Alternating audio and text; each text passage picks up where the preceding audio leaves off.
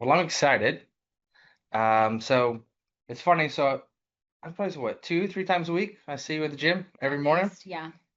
You said something to me that I've been thinking a lot about, and it was one morning in the gym, and it's like she said that success leaves clues, and it was January 1st. We're at the gym first thing in the morning, and she put in her story. She's like, "Look, what I run into." She's like, "Success leaves clues," and that's kind of just like stuck with me because it's very true. And I think a lot of what we're going to talk about today, or you're going to talk about today, I'm going to interject and add opinions, is going to be what we've seen in the past, which are those clues that have led to success.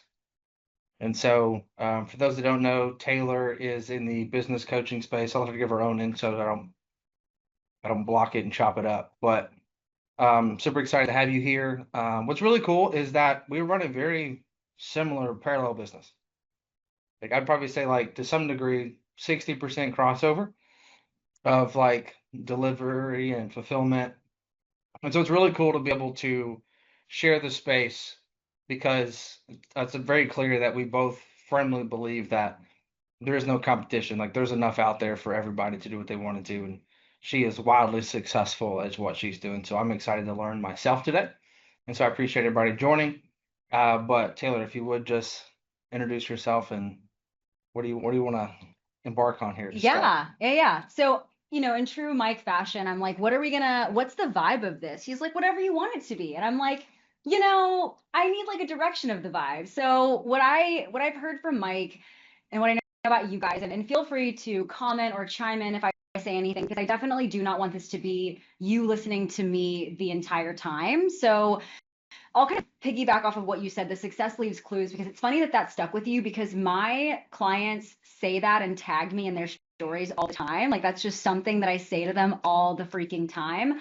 So that'll be kind of the theme of what we are talking Cool. about today, which I'll introduce myself in 1 second, but I'm more so focused on you guys and the scalability of your businesses, right? And you've obviously invested, which is why you're here in this room. And so I want to make sure this is valuable. There's nothing I hate more than I'd be excited to hear from somebody. I'm like, I could have fucking seen that on their Instagram profile. Like, this sucks. And you guys are all in a place in your business where you're so eager to get to that next level, whatever that next level is. And so, what I want to do today is kind of give you guys a business audit on what it takes to really scale a 7-figure business. And to kind of give you a statistic that I throw out there all the time, and then maybe you guys can guess. I don't know if this can be like open-ended, but Yep. you might know this because you follow me at least. But what is the percentage of coaches that actually grow a 7-figure business? What is the percentage of businesses, not just coaches? What is the percentage of businesses that hit 7 figures? Does anyone know? I thought it was 2% for the longest time. Okay. Until when? When did you realize it was not 2%? I saw your slide. Hell yeah. Nice. So it's 4%. But I'm like, hell yeah. So it's 4%. I didn't make that up. But when you think about that, I know that seems defeating, okay? But because you're in this room, you're already proving that you're breaking statistics. Hmm. You're already more successful, if I had to guess, even if you're making $10,000 a month. Are any of your friends or people that you know from like college or high school making $10,000 a month? I would bet probably not, right? And all that to say is 4% is a very, very small number, but I'm seeing my clients do that consistently. And you're seeing your clients do that consistently too, which is why I want to talk about the scalability and what that looks like, right? So a little bit about me. Who the hell is this girl? Why does she spell her name weird? That was my mom. My mom wanted, yeah, it is legit, right? That's some question. Yeah, exactly. So my last name is DeHaze, and my mom was like, "Oh, let's like make it symmetrical. There's an AE in your first name and last name, it matches." I'm like, "Thanks, mom." So I've never had a keychain on vacation, but it's cool, that's fine. Anyway, so my background had nothing to do with any of this. I was actually an investigative TV reporter for a decade. I won an Emmy. So one of my favorite things to talk about is marketing, content, storytelling, all of those good things. Now, how did I go from that to coaching? So I was actually a competitive bodybuilder and powerlifter for about 7 years while I was doing that. And I was fired from my TV job in 2019 and just decided that I was going to start a fitness coaching business. I grew that to $1 million organically in 2 years. And then from there, I started the business coaching consulting side of things. And now my clients are also reaching 7-figure levels. So that's kind of my small story. And ooh, light effects. Light effects. So all that to say is I'm excited for your questions as we go through this. I want this to be interactive, but let's go ahead and start with what we were kind of chatting about out in the lobby, where coaches get to a certain level. And what I've noticed is like money's kind of arbitrary, but when coaches have their first kind of rapid scale phase, maybe 6 to 12 months of intense growth, whatever that looks like, they reach that level and they all of a sudden hate their business, right? And if you guys have been there before, I see some nods. Hell yeah. Hell yeah. We love a nod. Cool. So what do your clients, before they get the actual help, what do you notice? What do they do? So we talk about this a lot, and Baker, I can't see the chat, so any questions, like, just feel free to fire them off. Yep. So I can speak from my own personal experience first, is that the first thing that we did when we found success and growth was, okay, it's working really well. We can't do the fulfillment. Let's change the offer. Okay, so you Let's went. change everything Okay. so that we can fulfill it and we can make something that we don't have to do anything to, and it'll just keep doing its thing. We can get 1,000 people to pay us $30. So you went the passive. Okay. Yeah. Okay. We went we're so good, people will just buy it. Totally. Yeah. Logically, right? Yeah. Yeah. Okay. So, and then I got humbled real quick. We spent 90 days building something where we sold 3 people at $30 that asked $3,000 worth of questions. 100%. Okay, cool. So really quickly, what I want to bring this up because I've been talking about this a lot with even my clients. I think this is because of like we're wrapping up, we just wrapped up 2025. We're looking at what worked, what didn't, all these things. And so the first thing I want to bring up is what to do next. Because when those moments happen, you're obviously thinking, what should I change? Right? I don't know if I can do this. I thought I would have X. I thought I would have more time with X, my family, my spouse, my whatever. I'm not even going to the gym. I'm not even getting steps in. Like that's where all that kind of starts. So there's 3 things I want you to think about. Is it burnout?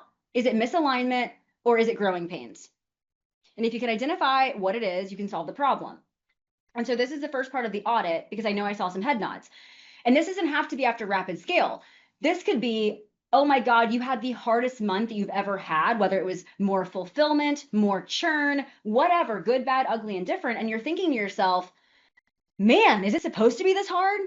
And so burnout is not, I worked hard and I'm tired. You will know if it's burnout if taking a weekend off fixes the problem on Monday. You will know it's not burnout if taking a weekend, coming back Monday, you're like, oh crap, I hate this again, right? Interesting concept. Burnout. I've always said that burnout in my mind was we're tired of fulfilling the job and not making enough per hour for the work we're putting in. Okay. Because I feel like the price if I made more money to do the same job, I wouldn't be burnt out. I'm just fed up with the amount of money I'm making for the amount of work I'm putting in. I think burnout is misappropriated expectations and poor systems and efficiency. I think that is part of it, 100%. Sure, but no, it makes sense because it's like we're burnt out of doing the monotonous, the same thing over and over. I'm tired of this, which is why the break allows you to decompress, which then picks back up. So that makes sense from an ops and a system. Yeah. I like that. And I say that too because getting burnt out is not a bad thing. So when I talk about the burnout cycle, right? If we think about literally a circle, there is optimum productivity, then there is the decline, then there's the burnout, then there's the I guess recovery. And so you have to ask yourself in your business, where are you spending the most time? Are you spending more time in decline and burnout? Or are you spending more time in productivity and recovery? Because if you tell me you get burnt out once a month and you're scaling a pretty successful company, I would say I'm not too worried about that. If you're like, I'm burnt out every Friday because you're doing check-ins 5 days a week, okay, that's a problem. Then there's the misalignment. Misalignment comes from when the output of what you're building no longer excites you. But you can't mistake that for, oh, I don't like DMs, so I'm misaligned. Like, you know what I'm saying? Like, you can't avoid conversations. But I see far too many coaches that immediately think they need to pivot when in reality, it's not misalignment. They're just not allocating resources, because some coaches are doing things forever and ever and ever because they're afraid to invest. When in reality, if I was still making Canva graphics, I would feel out of alignment too. You know what I mean? And then growing pains is the final part. Growing pains is often mistaken for burnout and I want to quit. And this is the part that so many coaches don't get to, right? And it's where you had that best month ever, that best year ever, and now you're like, what the hell? And it's just because you haven't, like, the lessons haven't caught up yet, right? And that's where we were talking about like the team building, the scalability, because if you've never felt that weight, and I say this because when I had my first million in 2 years, I always joke and say that I skipped puberty in business. I just like became an adult and I immediately had to like grow a team. So I'm curious to know like your thoughts on your scale too. Yeah, so that's funny because I think I stayed years Yeah. in adolescence and puberty. Because it took me 10 years to make six figures. Yep. And so, because I was just it was so bad at the front end. All made sense. I could build the Shopify things, I could paint the picture, but I couldn't take it to market. And so for us, it was the coffee company, the e-commerce company, everything that I did, and then translating it to here, it's like I learned a lot of those things. And so we were able to go from 0 to 60,000 reoccurring in 4 months, and we were working 12 hours a day, and it was crazy. But it's also because I just spent the last 10 years getting ready for this moment, right? And so there was a lot of things I'd learned, a lot of things I hadn't learned because I haven't never. This is the first business ever to where like my Crowson is now the one selling the product on the front end versus I'm backing somebody else on the front end, or it's a product that I'm selling, not a person. So that was slightly different in learning. Um, but for us, it was, I don't think we hired fast enough. I think also at the same time, we've also hired too soon. Each year has kind of been different, but we've essentially doubled size, like 100% growth year after year. Fingers crossed we do it again this year. But each year in each level, which I know we'll get into, has had different growing pains Totally. and different problems.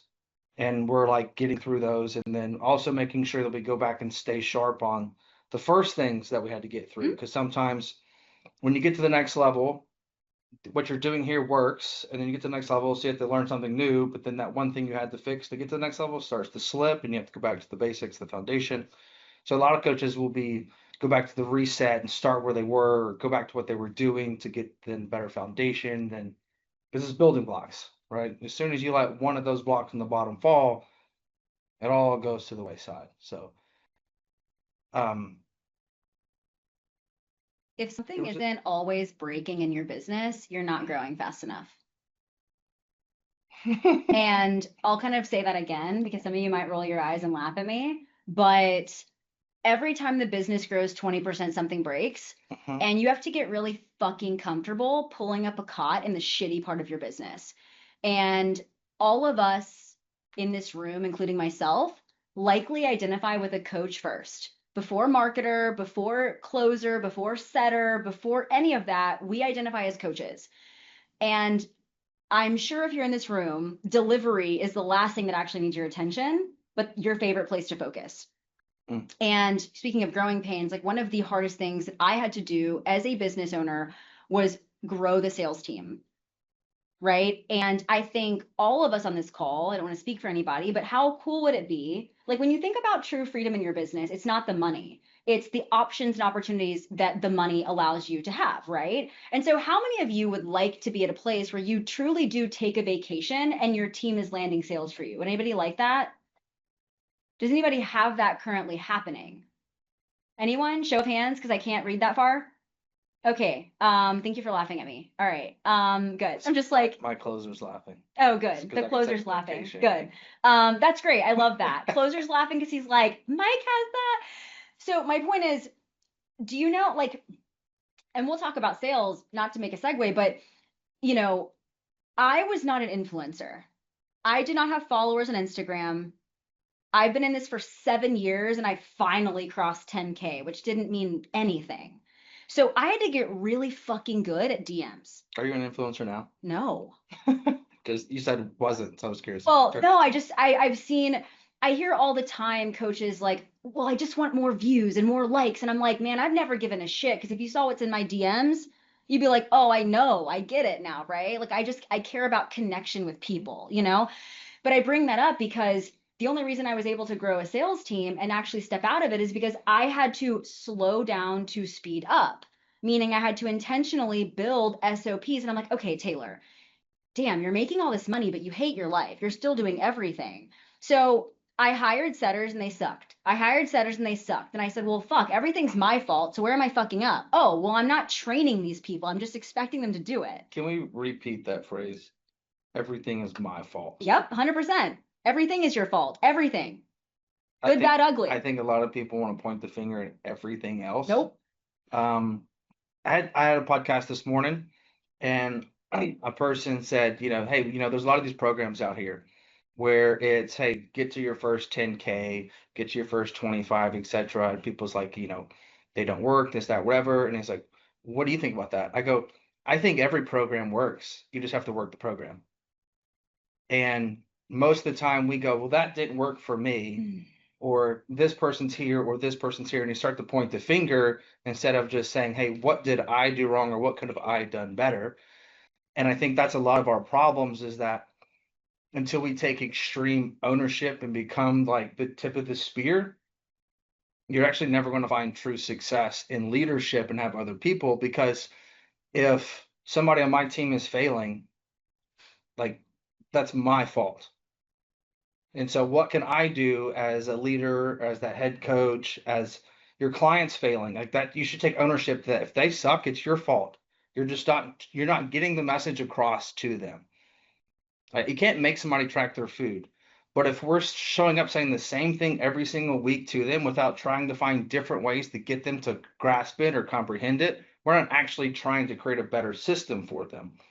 So that comes down to your team, that comes down to your employees, that comes down to really anything that you're touching. Like, if you'll take extreme ownership of that and be, hey, this is my fault, you actually will build out a much better process and team to actually get to the next level. Because if it's not working, just continue the same thing over and over, expecting different results. It's crazy.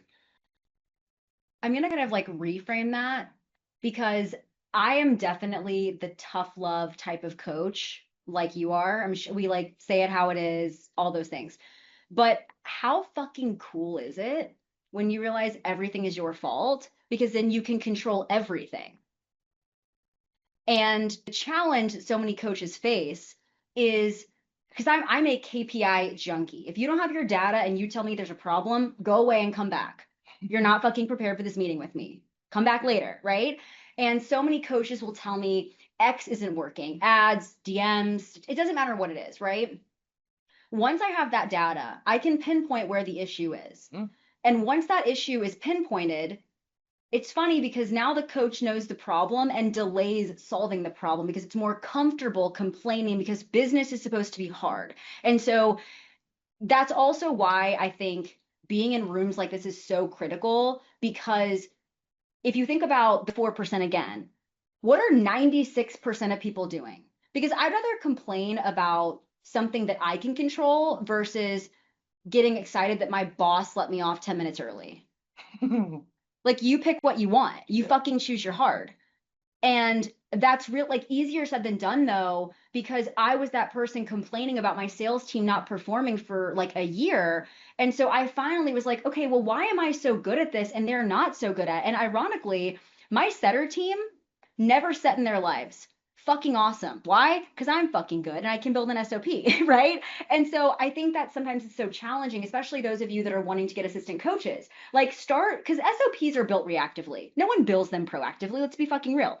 So if you know that you want to get an AC in the future, pretend that me or Mike jumped into your business and I needed a manual on how to be you. Start practicing those things. You know what I mean? Like, because I have coaches now in my programs too. And I was thinking, well, how do I treat them to be me? I mean, literally take the coaching calls that you're doing or the onboarding calls, put them in ChatGPT, kind of find similarities, streamline things, and just get an outline and start to build those things. Just like practice being a fucking business owner because coaching and making money is just a job. That's all that is, right? If you really want to do this forever and have generational wealth and have a family and maybe sell the business in 10 years, like you have to do those things. And that's really hard. That mindset shift of like, I'm a coach to no, I'm a fucking marketer. Because what do you spend the most time doing in your business? Marketing, What do you spend the least time doing in your business? fulfillment. Exactly.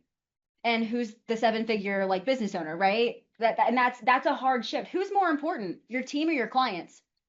My team. Uh-huh. And that's a hard mindset because you kind of feel like an asshole when you say that. It does, just because it's like everybody on this call, it's like, hey, you guys aren't my clients. And I'm like, for me, it took me a long time to realize, like, but wait, they are because they pay me. And it's like, but they're not paying me, they're paying the company, and the company is run by the team. So I have to make the team great. Baker has to make the team great. Felicity has to make the team great. Like we have to coach down the ladder because they're the ones actually talking to the clients. Because if I have C players working for me and I'm A player at the top but don't talk to the people, they're getting C level service. And then I'm upset like, why are we not producing results? Why does all this suck? And it's like, well, because I haven't trained you how to do the thing correctly. Correct. That, yes. I mean, delivery is going to suck, but for me, I would love to know the evolution of your vision and how that kind of looked because I know for me, creating a vision is really, really hard. Like, I remember the first time that my mentor, this is 2022, he handed me an expo marker and said, hey, I want you to write your 3-year vision on this board. And he walked away. And I had 15 minutes to do it. And he came back, and all I had was like money. And he was like, do you like want to take a vacation? Do you like what are we doing? Like I just had like like, you know, I had the team on there and this and that. And that's when I kind of realized, oh, of course I don't love my business, right? Because I didn't have a vision. And what I want to say is like years forward, it's very, very clear now. But more importantly than the team, like coaching my team or crushing it, I've built a vision so that my team is really excited to show up. Yeah. Right. And I have team members telling me because of this, Taylor, I paid off my debt. Because of this, I could buy a home. And like, that's fucking sick. Like, I want my team to crush it. So it's like really cool when you get to that level. Yeah. But that only happens if you intentionally create time to focus on your business. So I'd love to know how you, not maybe what your vision is, but just when that transition kind of happened from money to like, oh, fuck, this is bigger than me. When I realized I couldn't do it alone. And I like you can ask Baker, like I figured like man, I think I can do this. And like so Baker is way better at a lot of things than me. So when you ask me what the vision looks like, to me it's like a bunch of thoughts and not a lot on paper. Mm-hmm. And Baker's like, hey, all that sounds good in theory, but I need to put it on paper so that we can like organize this and put this together and create SOPs for it. Yep. And so in the last 6 months, we said, hey, we want to do $1 million a month. But we can't just like that's just not just going to happen. And so we've been essentially trying to work backwards and setting up the company to be able to do that. So now we're operating, having the meetings that a $1 million a month company does. So we're basically set the standard, and then now it will become easier instead of just happening. And so for us, and I think from my vision standpoint, like when Baker say, like we have to come in and have meetings also to make sure that our vision is aligned, because otherwise 2% off is a big difference in 12 months. And so we have to make sure that we're on the same page. And so I might have an idea. It's either it's because I come with all the ideas. That's kind of like what I do. Check-ins Pro actually was Baker's idea, and I was very resistant in the beginning because I just was unsure because I hadn't thought about it. I hadn't had these shower thoughts, and I haven't. And I was like, yeah, maybe. And then 90 days later, like we're in a hotel talking, going to an event. And he's like kind of explaining more, and it was like, oh, I'm starting to see the vision. And I started to throw out all these other stuff, and all of a sudden throwing out all these ideas. And he was like, hey, time out on your 47 ideas. Let's start the finish line or start the starting line. You're talking about the finish line. So I think for us, it was when myself and Baker stopped having the final touch point with the client or wasn't interacting because by AR, by Mike Crowson, not by Baker Shields, not by Felicity, but by our product that we've essentially created. Mm-hmm. I don't know that person, but they purchased from us. It's like that was the big thing I think for me was like, this is much bigger. And so we've got to change the process because I can't control it anymore. It's outside of my control.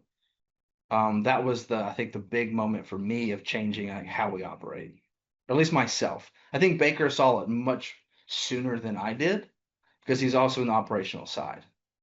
Yeah, different brain. Yeah, totally. So that way of thinking brings up kind of like the other level of auditing that I want you guys to kind of think about, and that is the way that you show up in your business. Because I always talk about in business and on business days, and there's a million ways. Not by days. Yes, but it could be sections of time, but like I typically would say days. So I grew my fitness coaching roster to about 75 clients, and that was it. That's kind of where I stopped because I also was that was when I was launching my coaching offer, my legacy offer now. And I got all those check-ins done in 2 days, felt fine. I was dead after those 2 days, but you guys all know that if you go from check-ins to content to sales calls, you're spending way too much time task switching. And studies show that it takes 30 minutes just to get into a zone of genius after switching a task. And that could be wasting hours of your day. Like, fuck that, right? So basically, Mondays and Tuesdays, I killed myself. Who cares? And if I did client calls, it was those days. If I did check-ins, it was those days. I did sales calls those days. And then Wednesday through Friday was more focused on business. And what you do with those days, I don't care. But where I saw the biggest shift in my business was when you start to grow, you realize not everything is like Wednesday, Thursday. It's like, okay, this week I got to create a new funnel. Well, this other shit still has to get done too, right? And so what I see is coaches are not getting more efficient in certain areas of their business when new things are being added, and therefore they think they can't do it. I'm sorry, but if you have 50 clients, you don't need 4 days for check-ins. Get fucking faster. And I have a 22-month retention average. So like, if I can do it, you can do it, I promise. And that was with prep clients. So don't tell me you got people stepping on stage. Like, fuck that, you can be faster, right? Like, they're not going to leave you. But you obviously have a check-in system, and it's why you're here. So I'm assuming your check-in system's pretty fucking dialed in. But regardless, if the last thing that you do every day is a sales making activity, if the last thing you do is spend any time thinking about your business, you're not going to grow. So what I started doing was I had a beginning of week and end of week meeting with me, just like 30 minutes to an hour. This will get faster over time. But the beginning of the week, and I don't mean Monday, I mean like Sunday or Friday before I, go to bed. I would say, okay, what are the deadlines I have to meet next week? Like just generally speaking, because when I close my laptop on Friday and go to the weekend, or you can do this Sunday morning, I don't really care. But if you show up Monday and you don't know what the fuck you're working on, you're spending way too much time with decision fatigue, right? And then Friday, I would have this same meeting with myself. Okay, let me project next week, but also what was I good at this week? What do my metrics say? Where am I lacking? Where could I be better? So just like spending more time where you're not doing a task, but you're like auditing the business and auditing your workflow so you know where to get better, I think was so helpful for me. I think that's really good. I would be honest with you, that's something I think I struggle with a lot of times is organization of thoughts. And I'll bounce from task to task at times. I said this the other day in person, is that my best hours of like, if I had to choose, how about this? Single mic would work from like 3 p.m. to 9 p.m. and that's like on the business growing. Mhm. That's just usually where I just work best. I'm not the person who knocks out the stuff that's for growing the business in the morning typically. Mhm. But for some people, we won't work in the evening or we get lazy or decision fatigue in the evening. So I always try to say, hey, once you grow the business in the morning, work on it, work in the business essentially after that. But I do like the idea here, and I think there's a lot of people on this call, people that's going to watch this call, that are going to wake up and go, what am I doing today? I know I got some check-ins to do, and I only have like 7 of them, so no rush. I got legs, and that's kind of like the gist of it. Mhm. But there's nobody that does 50,000 plus a month that operates that way. No. That's usually like before we get to 20 is like we don't have a set structure and what are we doing to grow the business. And so I would encourage you to self audit like today, like when you woke up this morning, did you have a list of things that you're going to accomplish? And did you have times on your calendar for today that you're actually going to work on those tasks? I think that's so important. So it's, hey, from 8 to 9, I'm going to do this for the business. And then from 9 to 10:30, I'm doing this for the business. Not, I've got all day, and then these are the things I need to do, and then I'll just find time throughout the day. I think when I say it like this, you ever late to a sales call? Do you ever miss a sales call? No. Why? It's on your calendar. But that's the only thing on your calendar is a sales call, but nothing to grow the business, just things in the business. And I view sales as in the business. Yeah. Yeah. Yeah. So it's like if that's the most important thing to do, why is it not on our calendar? But the process would be on the business. Yeah. Yeah. And even like I think everything, whether it's in the business or on the business, needs to be in the calendar. But typically the only things in the calendar are in the business, not on the business, because that's extra. That's not required actually to keep the business afloat. I'm just gonna guess and make an assumption about you. Okay. Are you like a little more type B? I don't know. Emma Baker? This guy's not type A, is he? What is type B? I don't even know The what. opposite of type A? That's So not type A would be like you're driving the ideas, right? And very assertive. Type A is like very anal with things being organized, this, that, and the other. Type B is like they're a little Okay, more he's type chill. B. They're kind of fucking all. He's They type need B. someone to rein them in. Yeah, that's me. Yeah, 100% he's type B. Type Bs typically suck at running businesses and have to really have someone rein them in. Like an operator really helps them. Yeah. Right? 100%. Whereas type A's, which this is like a me, are very like we're perfectionists. We like to know every single thing before we make the move. And so I don't know where you guys fall on that. There's also a type C, which is a hybrid, but I think that's like a bullshit made up term. So I brought that up because some of you might be listening to this and say, okay, listen, I can't time block my calendar. That seems fucking anal. So here's what I tell my type B'ers, because that is a learning curve. Like it is. You're basically asking them to like fucking track their macros and they don't know what peanut butter is. That's kind of how they feel usually. So for my people that are like rigid with diet, rigid with training, rigid with all that shit, and they're like, I don't know how to do this in my business also. Here are the baby steps, and I want you to try this and let me know if this helps. So number one, there's an app called Toggle. Have you familiar with that? Toggl. I've heard of it. Okay, so it's basically like a time. It's like you clock in and clock out. Okay, and when you use Toggle, you're going to basically put everything you did for the day in here, and it's going to tell you like what your efficiency looks like. You don't have to use that if you don't want to, but similar to how your clients probably do food logs, what I want you to do is when you're done for today, literally just go back in your Google Calendar and time block every single thing that you did. And I want to know like doom scrolling, wake up time, reading, going to the bathroom, lunch, workout. I want to see all of it, not because I'm not wanting you to do those things, but I want you to see where the inefficiencies and the gaps are, right? And so that's the first thing is like audit just like 3 days. And then when you start implementing those like meetings that I mentioned with yourself, you're going to get better at proactively deciding what you need to do. Mm-hmm. And only time block the day before. That's my biggest tip. Do not try to time block your entire week. And if you're new to this and don't know how long things take and you're guessing, always give yourself like a 30-minute buffer, like 2 times a day, because I don't want you to think that, oh my God, I'm so slow and inefficient. Yeah. You know what I mean? Until you really learn how fast things take. So I'll be real, I don't really time block anymore unless my to-do list is like very long on a day. And then my rule is if anything has been on my to-do list longer than 72 hours, I hit it first on that day. Like I just don't let anything, and I'm talking about like pay the IRS, set the thing up, program the client, like all that little shit that you're like, that'll take me 20 minutes and you keep kind of brushing it off. That I have a 72-hour rule and I have no tolerance for that shit because like it's like wasting brain power because I don't Totally. forget it. I think a lot of us that don't write things down, don't put them in a calendar. Calendar is also, for me, it's just for someone that's not rigid, become rigid. Mm-hmm. Because my wife would say that I'm 100% type A because she sees the Interesting. personal side of it. Okay. Like every dish has a place. Totally. Every laundry, like So type A personal, Yeah. type B business. yeah. When Okay. it comes to organization, that's where I struggle. Okay. Personally, But you're the visionary. That's normal.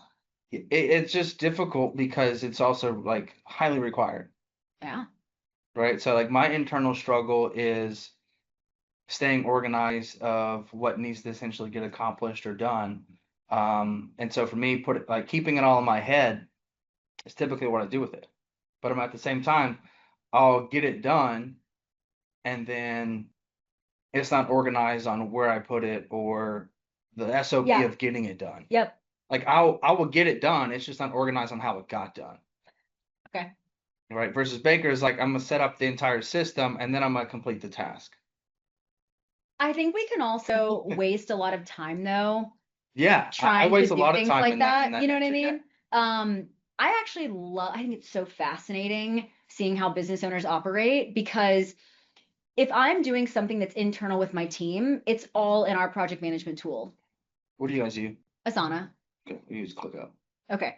I've used Asana forever, and love it. We use Airtable for probably what you're using ClickUp for, which is more of like a database, you know? But assigning tasks for teams, very, very critical. For me, I literally have a Google Doc and I share this with my clients all the time and they kind of laugh at me, but they're like, dude, this fucking work. Because there's such a low barrier, there's no learning curve. So it's not intimidating. It's not like a new thing to learn. Yep. And so I started this years ago and it started when I had so many things that I could no longer like keep to my weekly routine. Like every week started to look a little bit different. Mm-hmm. And so I basically jotted down categories that are frequent, like that I have tasks in: marketing, ads, ad hoc, projects, whatever, right? Team. And I would create this list of like everything that had to be done in 30 days. So you can start with the basics, right? Like if you're posting every day, 30 carousels, 30 videos, and then start to get into like a more detail, need new funnel, things like that. But what the key here is you can't just put new funnel. You have to underneath that put subtasks. Design, write landing page copy, write email copy, set up, you know what I mean? All that kind of stuff, right? So then I basically had this massive ass list of shit. And then I assigned that to weeks. So I took that massive list, and this took me like 3 hours on a Sunday one day. And I basically organized it with those same categories based on weeks because I was looking at the month and I'm like, oh, well, that's a heavy call week. So I don't want to build a new funnel that week. Or, oh, I have no calls that week. I'll do more of this there, right? And so then I saw that way. And that's what I literally do today. I no longer need to do a 30-day outlook because I'm so detailed on a week-to-week basis. But now I know when I close my laptop Friday, I know what I'm doing Monday. I know what's coming next week. And so I just have more peace of mind. Yeah, I think a lot of people on this call, there should be nothing that you're planning that you cannot execute in 30 days. How do you define well, yes, but well, yeah, y'all are moving too fucking slow. Most coaches are. That's what I'm saying. Yeah, if it's taking you 30 days to pump out a thing that you need to do, it's like you're not that busy. No, You're just not totally. executing on it. So I'll tell you from my point of view, go back to that type A, type B. Mm-hmm. I'll put myself up against anybody of starting a brand new company. I'll get to $1 million faster than anybody else. Getting to $1 million a month, I will struggle because of the lack of the type A personality that's required to stay organized, to build the SOPs, to do the thing. Which is where Baker comes in, is actually what's been the number one reason we've been able to actually scale, is because I can move fast and you'll go faster alone. Baker needs a pay raise. We've mentioned him a lot. Well, he's a partner, so. Okay. Hey, So we can go ahead and give me a pay raise too. I'm I totally was like, cool. I don't know, Baker. I just met him like 2 seconds ago, but do we need to like, for some reason your mute's not. No, I think it's I mean we're the typical visionary integrator. Like Yeah. we are the type A, type Rocket B. Fuel's a great book, man. Yeah. So AR would have never started without Mike. I don't think it would exist today without me and the stuff that we've changed. Heard. So it's All right. like Great, it's a yeah. good give and take, you know? Yeah. You know, we would again, I can move fast alone, but you can't go far without a team. And so you got to be able to figure out like, hey, what are you good at? And I do think that from a coaching company perspective, it's a lot different because I think what we do is going to be a lot more complicated on a fulfillment side than like hiring an assistant coach to help somebody. Like, I think there's a little less Right. management on that side. Didn't pick the easiest business to essentially grow and scale, but I think there's different personality types. There's strength and weaknesses to each. Have you ever heard of Strength Finder 2.0? I don't think so. So it is basically a 34 strength list, and really your top 5 is how you operate as a person. Mm. So for example, my top 5 are futuristic, competition, significance, which is being a part of something greater, strategic, and achiever. Okay. Like 75, and there's break it down into 4 different categories. You have influencer, you have execution, you have relationships, and learning. Okay. I'm primarily influence, learning, execution, and relationships are last. So like 73% of the relationship strengths are in the bottom 25% of my strengths. Mm-hmm. So like I'm not very good at relationships. So that's actually in 2025 one of been the biggest things for me is fixing relationships on how do I communicate with the team? Yeah. How do I respond to things? Like, because a lot of times a good friend of mine, but Mike, I call you because you're the a-hole that tells me like it is. And it's like, I hate that that's how I'm described, but it's because I just don't fluff nothing. I just like very direct to the point. You ask me something, I'll give you my opinion. I don't care how you essentially take it. You ask me the Sure. which becomes difficult in team management.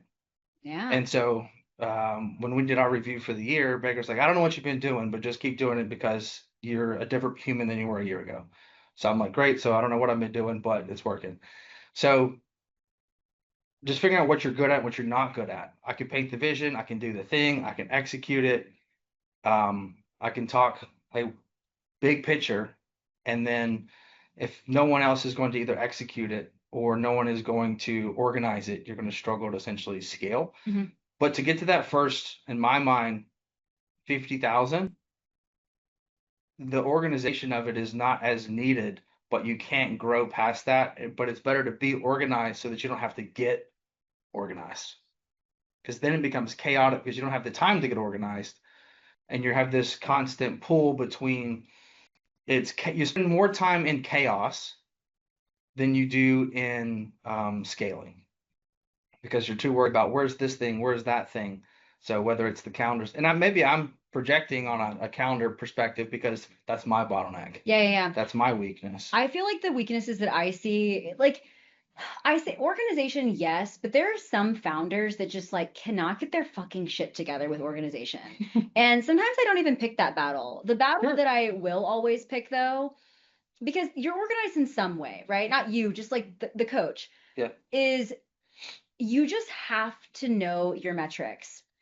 Because, for example, if I ask a coach what their contracted revenue is and they can't tell me, problem. If you can't tell me your recurring revenue, problem. To my fucking PIF kings and queens. I'm not impressed. You want to grow a team? hope the fuck you can pay them next month. Like, I'm not impressed by your 4 sales and PIFs. Yeah. This just doesn't impress me, right? Yeah. When you have $100,000 in recurring revenue, then fucking talk to me and I'll congratulate you. But if you want to know the definition of what a mature offer looks like, when you actually have maturity and authority, it is $100,000 per month in an offer. That's like industry definition. So I say all that because I want you at a basic level to know your churn and to know your LTV at all times, to know your contracted, to know your MRR, because especially as coaches, like I'm thinking of the numbers that will give you either peace of mind, because that's where I see the challenge with scalability. It's always emotion takes over and we don't have the data we need to make the next step. And so we start thinking, well, it must be marketing. Let me fuck around with that a little bit more, or I'll just like post more. I'll talk to my clients on Saturdays because now I'm operating in scarcity, right? Like that's when boundaries go out the window. And I know we didn't even talk about that, but like if you guys are still giving your cell phone number to clients, please stop that. Like let's really not do that. Some of y'all might be secretly doing that. Don't do that. But I bring up the data because no, coaches are not tracking that. And I'm hoping that just because you're using something like a Go High Level doesn't mean that you're actually paying attention to the numbers. Like I've seen so many clients or coaches rather say, well, my ads aren't working. And then I go and I see they were spending $5 a day and they made one sale in 30 days. And that one sale was $3,000. You do the math. 10x. Pretty fucking sure you got a 10x ROAS, my dude. So like one sale worked, right? Like, would you guys all put, $300 to get in 3,000? I think we'd all do that, right? I'm not a gambler, but like I would take that bet. And I used to be this business owner too, where when I was new to ads, I had those questions, right? Or for example, how many of you guys on this call secretly are kind of like, ugh, the DMs, like, ugh, sales acquisition, like not our favorite thing? Anyone love the DMs? Anyone like, I fucking love conversations? Okay, well, that's me. I'll be that psycho. Hell yeah, I got some hands. Okay, the closer. That's fine. I get it. I get it. Good job, Dan. Good job, Dan. Dan, are you doing like outbound dials? I'll be so impressed if you are. Okay. I make my closers do here that and there. Okay. Every now and then I make will. my shit. But I bring that up because I know I'm getting on a tangent with data, but like if you want to track basic numbers every day, here are the numbers that I want all of you to track, whether you have a sales team or not. This is really important if you don't have a sales team as well. Every single day, you should be tracking, and again, these are all numbers, sourced, meaning how many leads did you source that day? Unread messages, meaning how many unread messages were in your inbox that morning? Offers made, application sent, calls booked, calls on the calendar, calls taken, cash contracted, cash collected. Need all those numbers. With that being said, if you ever tell me I'm not landing enough deals and I have those numbers, I can tell you why. Mm-hmm. But if you don't say that and you're like, I feel like I just need more leads. If I just had more sales calls, I could close more deals. Well, if you show me that your unread messages every morning are 5, then it tells me your sourcing is non-existent or it's a shitty message or you're not resparking. Do you see what I'm saying? Or like if you have a high number of sales calls but a really high no-show rate, then I'm going to say, well, what's the funnel look like? Yeah, what's your nurture signal? Yeah, or just like, are they not qualified? Are we pitching too fast? My point is, every problem can be solved by data. And the only way you can grow a team to do the same thing is to know those numbers, right? And then it starts to get more important as the team grows, because let's say that my ROAS is a 10x and my close rate starts to drop. I'm fighting my closers, about to arm wrestle, because I'm like, oh, well, I'm not the problem, you are. Now, if my ROAS drops, then the closers can get mad at me, right? And so that's kind of something to be mindful of, right? Everything, again, is always our fault, not to blame the closers. But what I'm saying is you can always figure out what part needs your help and your support. And right now, as like solopreneur without a team, that's the only way to look at that. And how many of you guys have a ton of referrals? Like, yeah, I get this, but I gotta have a lot of referrals. Anyone on here referral based? No? Okay, that's cool. One person? Yeah, experienced bodybuilding coach.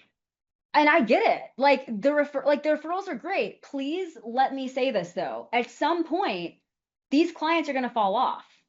It might be 3 years from now, but if you don't have acquisition, your business is going to die in 3 years. I know that sounds really like scary, but it's true. Like I get coaches all the time that come in and they're like, dude, I'm making 30K months, 40K months, all referrals. I don't even DM Taylor. This is crazy. I'm like, okay, cool. But then 12 months later, they start to have churn faster than they're replenishing. And that's fucking scary, right? And I always say referrals are like a bonus. I love them, but they're a bonus. I don't necessarily think it's an acquisition channel No, because you can't control it. correct. I can control how many outreach messages I send. I can control how many times I post. I can control how much I'm spending on ads. If you can't control it, it's not a reliable channel. Yeah, It's absolutely. great, but it's not reliable. Correct. And that kind of just goes back to the ownership and the reason why I wanted to kind of talk about audit. And I know we went on tangents, but again, like it's auditing your sales flow, it's auditing your efficiency and your workflow, it's auditing your relationship with your business. Because remember, we're not just saying these things. I mean, everything, I still get in my DMs every single day for an hour in the morning. It's the first thing I do. I do it on the treadmill. Why do I do it? Because the more voice notes I can send, it's how I train my team. Like it's how I keep them sharp. And that's also how I nurture my leads too, right? And I think that like the reason that my sales team stays hyped the fuck up is because I didn't outsource and find a sales manager. Like I am the sales manager. And so when I come in and I'm really excited, they're excited. You know what I mean? But question for you, what would you say was I guess kind of like the biggest lesson or the most impactful lesson you learned the hard way last year? The most impactful lesson we learned. Baker, we just talked about this, didn't we? What did we say it was? For me, it was stop building for where you're at, build for where you want to go. It was what? Stop building for where you're at. Oh. Start building for where you want to go. Yeah.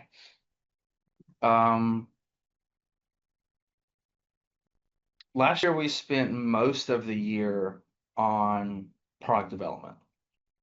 We spent less money in growth last year than we did the previous year, being twice as small, because we also focused on retention. Okay. Because we had bad retention, and so we're like, we need to build a better product. So we built a better product. Now we're back into the acquisition because our product is great. Now we want to just now go out there. Yeah, I would say that was been our biggest, was that learning the hard way is like, hey, we sold 30 people, but then it's like, yeah, but we lost 20. So after commissions and ads and everything, it's just like we're sitting here just churning, which some people might feel like if you don't know how many people you're losing per month, that if once you like realize it, it's like, what happens if you lost half as many people last year in the business? How much more money would you be making? And it's like, so we've had 800 coaches come through. We have 350 active. That hurts when I say that out loud, right? And it's like, how much of that was on us? How much was that on them? Sure. Right? But at the same time, we want to take accountability for all of it, even if we sold somebody that, let's say, they weren't qualified, right? Or weren't doing enough money for the system to make sense. Or where do we actually drop the ball on something? So us, it was just focusing on, I think, product and churn, which is like, how do we become better and better and better and better and better on a product side so that we can actually scale? Yeah. And the team, because it no longer, we basically hired new people to handle onboarding versus it being Baker and Felicity in the sales process. So it was a lot of team building to get them up to the standard of what we were doing internally. And that was really difficult because we're like, we can onboard somebody in 2 weeks, but why is it taking you 3? Why is it taking you 4? And so it's like tweaking our process and the SOP on how we're supposed to do it. And, there's a lot that comes that we don't really consider and think about sometimes is we can't assume that everybody's just going to know how to do the thing because it's yours and you're so close to it. And you go, well, yeah, they're going to get on calls with clients and they're going to smile. It's just like, we have to basically say, hey, we want to make sure that you wear the right attire. We want to make sure that you smile and your beard's clean. Yeah. Like all the little things that you don't necessarily think about. You think, well, yeah, I'm going to show up my best self every day because it's my business. Well, it's like, well, newsflash, like no one cares about your business as much as you do. So that's essentially, it's all the little things. And so another process I think that we tried to focus on is instead of hiring bodies, hiring talent. Because bodies only go so far. Yeah. And what I mean by that is you're hiring your friends or you're hiring people that are close to you Nope. or, somebody that, I could get them for a cheap amount. They could help me. Mm-mm. It's like that works for like a season to take a task off your plate, but you can't give them the responsibility required for you to not micromanage them. And real growth requires zero micromanagement. Like you have to put them out there and then be able to handle it. And you have a meeting once a week and that suffice. That's a great employee. And you know that it's going to be run to the standard that you want. So it was just, I think, building the team up to get them to that level is where we spent most of our energy. Cool. What about yourself? By the way, I ask these questions and I have no idea. I'm not expecting like, what was yours? I'm like, I'm just asking you shit. You know what I mean? Because I didn't expect any Because questions. I'm just so curious. This is the journalist in me. Sorry, I gotta ask some questions. I would say my biggest lesson, and this is probably a lesson that I learned the year before, but I don't think I totally solved the issue this past year or until this year, but keeping people on the team for too long out of like loyalty, Mm. because it's easier to keep that person there versus going through recruitment and this, that, and the other. And Yeah. similar to you, like I've not had a year where we've declined. This was my fourth seven-figure year, and my main focus was like really getting the sales team to gel.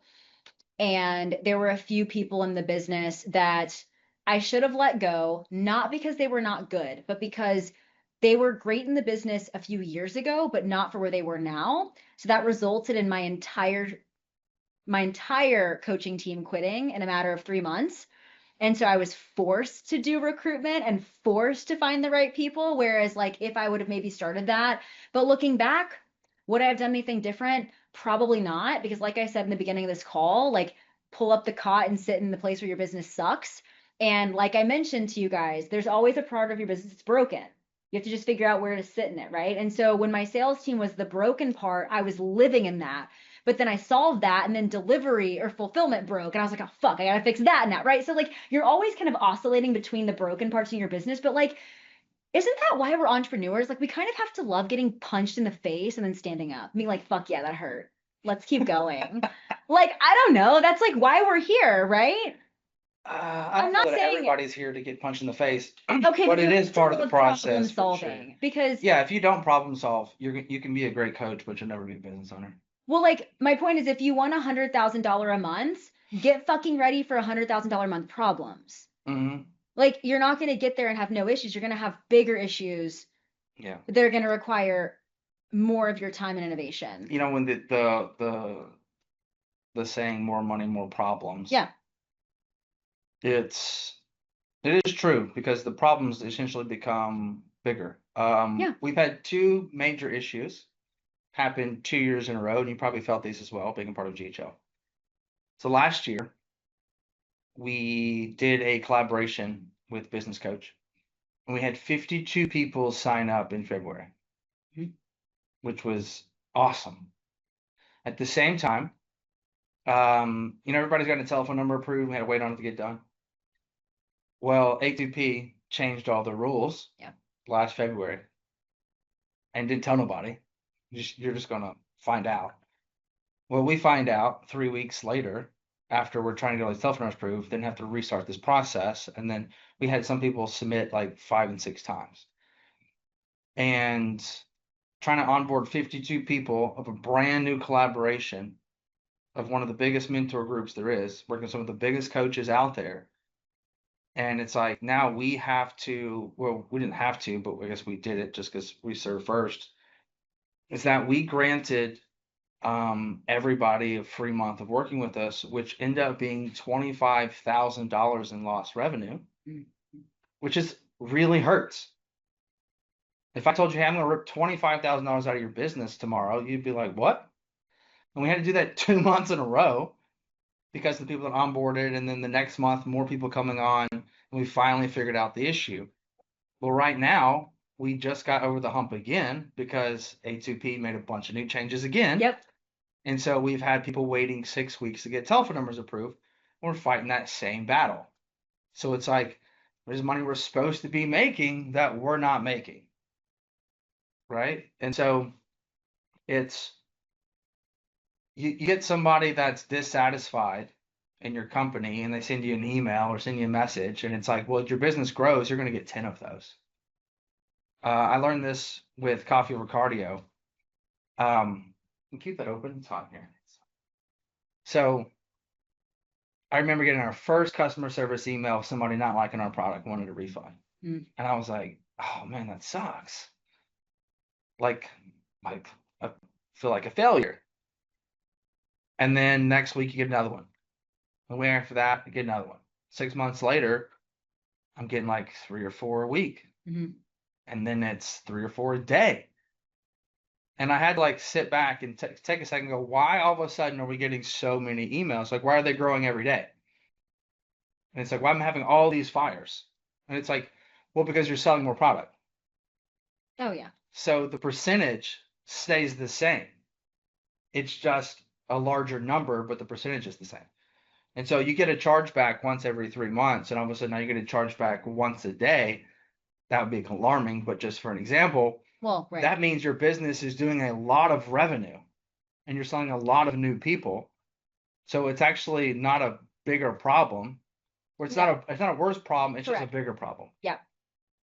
And so like your issues are going to grow as you grow, and you got to be able to essentially handle those because, you know, $500 swing might not hurt, but Well, it's kind of 25,000 is going to hurt. No, for sure. It's almost like close rates too, right? Like when you start running ads and really scaling the business, I think we might all agree without looking at any numbers that a 30% close rate sounds horrible. Thank you. But if you're taking 100 sales calls a month, is a 30% close rate bad? You know what I'm saying? Like, and that's the volume that we do. And that's our close rate with cold traffic, you know? And, you know, at first getting used to those numbers, I was like, oh my God, like what's going on? But then I was like, well, we scaled ads, we scaled call volume. So those beautiful 70 and 80% are no longer there. Yeah. We don't have the luxury of nurturing you for 90 days before closing you. But yeah, this is kind of unrelated, and then I would love to get into like questions that you guys might have, because I'm sure you have. Yeah, go ahead and put them in the chat so Baker can read them. What is something that maybe you're like excited about to do with your clients in this year? Like, I know you do some in-person intensives. Like, what's kind of like something you're looking forward to? Man, something we've really enjoyed is the in-persons. I think that's the biggest one that we've enjoyed. But we're actually splitting those into like groups of 5 workshops. We haven't announced it yet, but that's going to be starting in late March. Have our first one of those. Those are just fun. It allows us to essentially like use our hands and like more of intimate versus just Zoom calls. We get to use the space for a lot of different reasons. So that's something I'm definitely looking forward to. And then obviously we have our Lead Summit event, which we have every year. We had 2 last year. We'll have it again in October. Where do you guys host that? Here. Like where? Like at this? So there's an auditorium downstairs that seats 80 people. Okay. And then we also obviously will be able to have like do like VIPs and stuff up here. Cool. So it's just so convenient and easy. We just drop downstairs. So that's a lot of fun. We thought about going to other places, and we've looked at other places because it's like it's not the best lighting, but it is nice to be able to easily have the office here as well. So it's just kind of hard to beat. We're going to be on the road a lot this year. So we haven't really announced this, but we plan on doing 25 different bodybuilding booths. So me and Dan will be on the road half the year.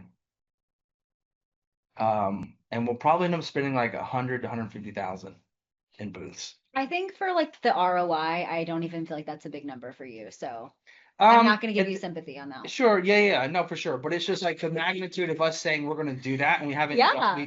we haven't done one. But I'm like, Yeah. we're going to do 25 though. Mhm. Baker's like, is this going to work? I go, I think so. I mean, I think that sounds fun. I've already bought 9. We're gonna be at the Arnold, so anybody's gonna be there. Nice. But we're doing like all the pro shows, like Tampa Pro, the New York Pro, Pittsburgh Pro, Emerald Cup. We'll do the Olympia, basically every major show. Of course, we'll do all the local Texas ones as well. But like we just want to like shake more hands, kiss more babies. Like, 'cause just no one else is doing it. Yeah.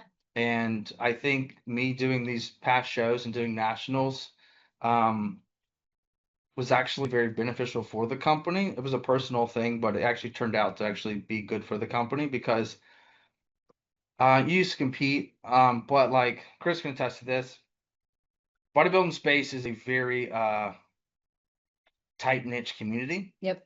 And so being that I could step on stage and look halfway decent, I got a lot of respect from a lot of coaches. Yeah. Versus just being this like marketer dude. Oh yeah. And so bodybuilders are skeptical as hell. Yeah, it's hard to break that into that sector, and I feel like I kind of did that.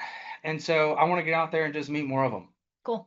Because that's where I came from. So I enjoy that. So I actually get to get back out there and do that. So I think that's what I'm excited, is just to meet more people. Because everything I talk about is actually just meeting people. So I think that's, for me, that's what it is. Cool. What about you? I just love I love in-person stuff. So we just did, I actually haven't announced this. So if you're sharing something, I'll share something. So I've done a conference 4 years in a row here in Dallas where everything is paid for, the hotel and everything. My clients just have to literally get there. It's for my like mastermind, my higher level clients. But I'm putting a pause on the conference in 2026 because I decided that I wanted to take all of my clients to Cabo. Let's go. I'm a big fan of Cabo. Okay, well, big fan. I know you don't know me that well, but like everyone was like, Taylor, we're going to Cabo with you. Like you avoid the sun. Like you're pale as hell. I'm like, I know, but I'm doing this for you guys. I can see that. Right. Like picture me like in a snowy cabin. Now we're talking. But like me even living in Dallas is wild. So anyway, all that to say is I announced this at the conference and they were like, oh my God, wait, we're going to Cabo with you. I'm like, yes. So I'm gonna have like packages for like them to bring their families and kids and stuff, which I think will be really cool. We've just never done anything like outside of the US. Sure. So we started doing like one retreat, and so that'll be in Q2. And that's fun because we're all in like an Airbnb together, and that's going to be more of like an operational system build out kind of a thing. And if year will be different, but that's what I'm excited for. That sounds fun. Yeah, so that's I love a good excuse to take my shirt off and go to the beach. There you go. So I don't know, that's like something fun because I've never planned an event that's like that, I guess, just anywhere else. So this will be the first year that I need to like get an event planner and things like that. Sure. So that is something that I'm excited for, but yeah, similar to you. I mean, I do in-person days with my private clients, but anyway, questions? Yeah, let's do it. What do we got? All right, there's one in the chat from Chris. Do you believe you can ever achieve a point in life/business where you truly feel comfortable? Hitting my biggest month with AR, and I just want to keep pushing for more.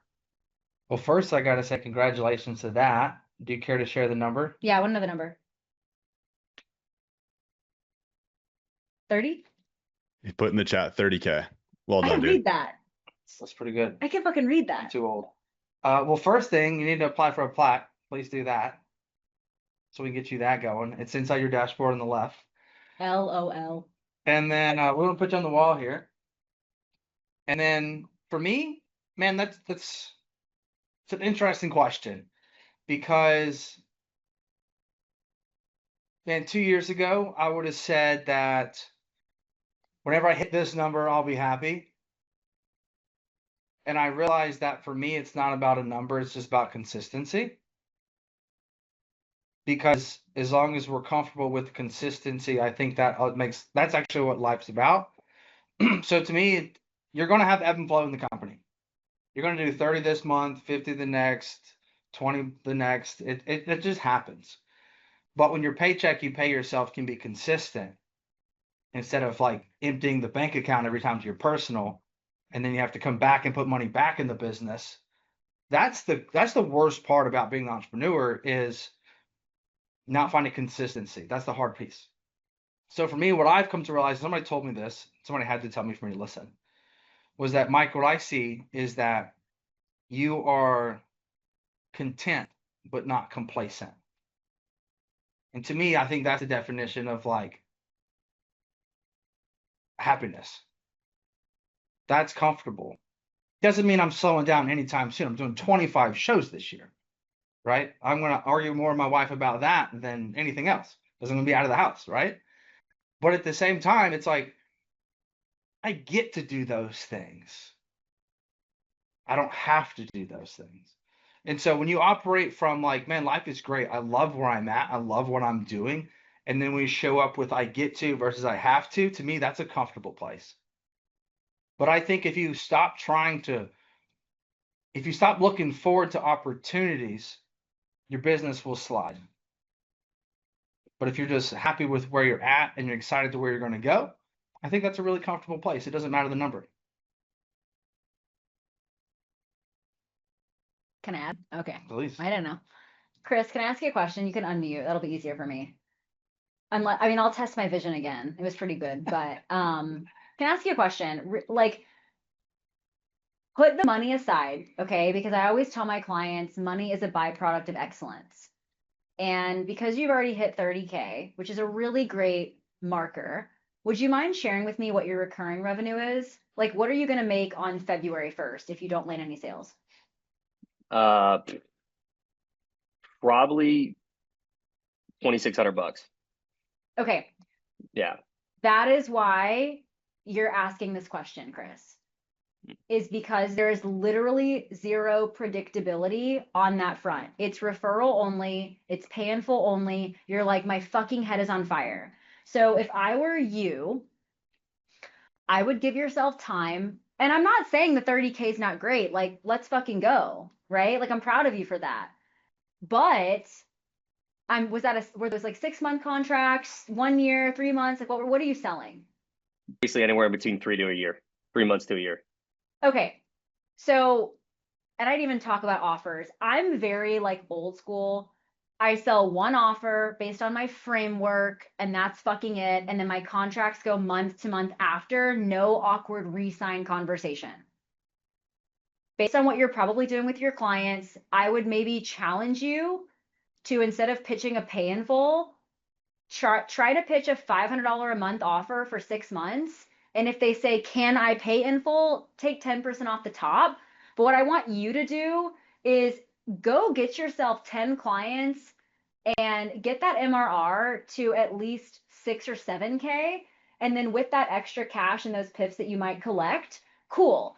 But I tell my clients, do not sell pips until you at least get to 10K months, because if you want to go hire a VA or anything like that, you're kind of like, man, can I pay them? Not to mention, this is a new level of revenue that you have. And so I don't know you at all. And I'm making assumptions based on what I see, but financial literacy may not be there yet. So you might overspend 1 month and misallocate funds, because I live like I'm cash poor.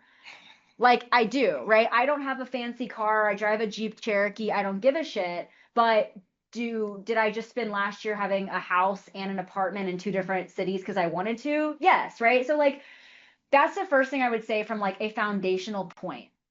Celebrate the 30K, but we have to get consistency, because my clients that are making 30K, 83K, that's their recurring revenue. Can you imagine if you were guaranteed to make 30K for the next 6 months? How much more secure would you feel? Really Very. fucking secure, right? That's Yeah. comfortable. Right. And so Yeah. then the question becomes, because when you think about like Maslow's hierarchy of needs, right? Food, shelter, that's down here. And I know 30K feels great, but it's like you might have maybe gotten a new apartment or gotten a new car, and payments might be higher in different places, or I don't know you at all, right? Maybe you're like very modest like me and that's not happening. But regardless, that's what I would focus on first. The next thing I would focus on is ask yourself, what do you want for your life 1 year from now? And that's Are you not asking me? rhetorical. Yeah, I Oh, want to know. okay, okay. So like, I let's mean, say it's January, whatever, a year from now. I forgot it was January for a second. Like, Mhm. what does your life look like that you don't have now? And we're not talking about money. right. Total relocation of where I currently live down to South Florida, where a big majority of my business is based out of, and having at least 2 to 3 hires for assistant coaches would be really So nice. perfect. So let me ask you this, because you got this ecosystem in Florida, right? So that you're like, fuck, if I move, how am I going to make that happen? So what I would do right now is I would start getting really fucking obsessed with like acquisition. Do you know what I mean? Like Mhm. if you've been putting off outbound messages or chatting with your followers or whatever, maybe you hire a setter and start to get them acclimated, like whatever you need to do, because if you want to be gone in a year, there's lag time, right? Yeah, So just remember that if you maybe hire a setter in 6 months from now, they're going to be performant 90 days after that, and then in a good groove. Now, you know what I'm saying? Like there's just lag time. So I sure. think that a lot of this question is coming from the fact that there really is not stability in the traditional sense in the business. And so I would just challenge you to look at your offer and start to create like a very standard, fuck 3 months, you're better than that. 1 year, personally, I don't like people on my roster for a year if I don't know them yet, because like they could be wild. You know what I'm saying? Like we get some like mentee bees up in there and I'm not fucking dealing with that. So like I would just do like a 6 month contract, and $500 a month is pretty standard, give or take, whatever you want to do. And yeah, does that kind of make sense though? Yeah, actually, 100%. It really does. You're right. I legitimately wake up every first of the month ready to make sales because I have nothing outside of reoccurring, which Right. I have subscriptions reoccur, but I have nothing monthly reoccurring. I think my monthly reoccurring revenue probably lands me probably 30, probably $3,100, $3,200 a month. Right. That's So scary. yeah, Yeah. For yeah, me, what I like to tell people is that your business and personal overhead fixed cost expenses need to be covered by a reoccurring. Because if you didn't make a sale next month, everything still is a-okay. Yep. right. So when I say like I get to cut a paycheck, it's because I have a reoccurring revenue business that I know I make X amount where I can pay that check every single month and not worry about it. Right. Okay. Everything else becomes a distribution or bonus, if you would. Right. But if you Yeah. knew No, that you were going to make 15,000 a month and everything else become extra, you could take a vacation. You wouldn't have to take the sales call outside of the gym and cut your workout short because you're running on a scarcity mindset of like, well, I got to get it now. and That's a that's tough exactly place what to be. happens. Yeah. Yeah. But like you're not alone. Like that's most people. This is very common, Chris. Like 100%. I work with coaches, and I'm sure you do too. Like I work with coaches all the time that come in and have like best months ever, but they're also freaking the fuck out when they tell me that. So I'm like, hey, good job, but you low key didn't build a business. But this is proof you can sell, right? Like you can sell and you can fulfill. So I would pull up a seat and I would get really fucking good. I don't even know what your Instagram like looks like or any of that, but if you're primarily getting people in your area, I'm guessing that's not from your socials and it's from the in-person connections and training and clients and whatnot. So like I would just really start to think about, okay, I've got to figure out how to get more people to me and start more conversations, right? And then like I said, build up that recurring revenue. Yeah. I think the easiest way to do that for the clients you already have is that you're able to transfer those instead of getting and the re-sign, switch them Hmm. to a monthly instead of doing a PIF, stop Yep. using a firm. I would also argue this too. Oh yeah. This Don't is use the not firm. something that's going to happen overnight. No. You're not going to all of a sudden get Right. the 30K next month when we're cutting off 60 or a sixth. We're making a sixth of the revenue on the PIF, right? Right. So I would encourage that you slow step into it. Otherwise, next Yep. month you're gonna make $5,000. And so Yeah. it's like what I say is like, hey, sell the PIF until your bills are paid, and then you force the reoccurring for the rest of the month. Which means you might have to do 5 PIFs this month, and then everything goes to reoccurring. Next month it might be 4 PIFs, and then everything goes to Right. reoccurring. The next month might be 3 PIFs. As you start to like hack away at Right. does that make sense? Yeah. It does. Like slow Yeah, get your assimilation bills besides paid just right. and then build the business. Pay the Right. bills, pay the business. Right. Yeah. I just No, want my that's clients to makes a make lot a of deal sense. with themselves too. Like, because I'm guessing if you just made 30 grand, chances are your spend is not 30 grand, right? Like I'm just gonna overestimate and say expenses, bills is like maybe 6 grand total, maybe 8 grand if there's mentoring, right? Like I would be shocked if it was 10 grand, but like I'll just, you can tell me that. I would just say do like a 1-1. So like PIF recurring, PIF recurring, PIF recurring. Just like challenge yourself to try that. And also I would stick with the 6 months. Like I would not sell any more 3-month I offers. agree with that too. Okay. All right. People Yeah, that take that a was something I 3-month thought about. People that take a 3-month are testing and trying you out. Right. Right. And they're No, not that's a gonna good point. Yeah. It's like I did 3-month contracts for probably the first year and a half of my business, Yeah, and everybody does it. It's 12 weeks. It's it was fine. roughly $1,000. Like it wasn't bad, but I was charging like $200 a month, whatever. And that was 2019. Like it's 2026. You know what I mean? Gone are the days of charging $200 a month for coaching. So anyway, I hope that helps. But yeah. No, yeah, thank you both very much. I really appreciate it. That's probably something I'm gonna have to think about starting tonight. So thank you. Sure. Cool. What else we got, Dan? Yeah, what else is on there? There are no other questions. Oh my God, Cool. what? Yeah, Just camera off? Just like a Chris coaching session? pretty much. Well, So I appreciate everybody that has showed up. Yeah, that was really good. There's some really great stuff in there. good. So I appreciate your perspective on a lot of it as well. Yeah, as the first in person, thank you. You're welcome. It was a good time. I'm excited to see your retreats for go. I thought about doing a retreat as well, but we all have ideas, but we never execute. Oh, okay. Because I wanted to do one as well to where it's like, because we work with a lot of clients, let's say like that 50 plus range, and it's like, hey, let's grab 15 of those people and go do a thing somewhere where it's like, you'll find when you get to a certain level, really what you're looking for is just conversations more so than like lectures.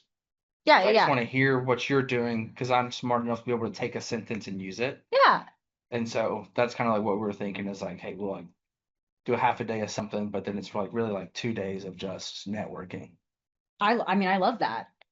So the Cabo idea. Yeah, I love that. So I think that's like the last piece of advice I would give that I wish I would have had. So when I first invested in a business coach years ago, it was like before all these like courses and programs are out. Like people are just kind of doing one-on-one stuff. And so I've actually never invested in like a program. And because of that, I like don't know, I have like no friends that get what I'm going through. Like I have no friends that are like at my level, so to speak. My friends are either like, I don't want to say down here because that sounds like bad, but like they're just not there yet. Like they don't have the they're luxuries just to do different it. phases. Or it's like colleagues that are like up the fuck there and like don't have time. You know what I mean? So I will say that was one goal, like personal goal of mine, was to just do more, like just get out of my house, meet more people, things like that, but not necessarily entrepreneurs, just like in general, like Sure. try to just, meet more people. But Yeah. yeah, I think you should do that. I think you should plan it.